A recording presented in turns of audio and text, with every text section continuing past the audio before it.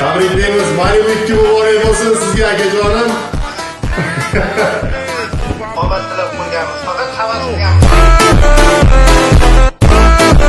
Hamma o'ynasin, yutsin. Hammaga omad.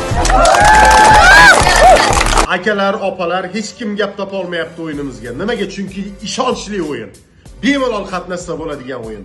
Va 1000 dolardan ziyod mashina topshirilgan. Xonadonigacha olib borib topshirganmiz. Yoki bo'lmasam chaqirtirib berib yuborganmiz.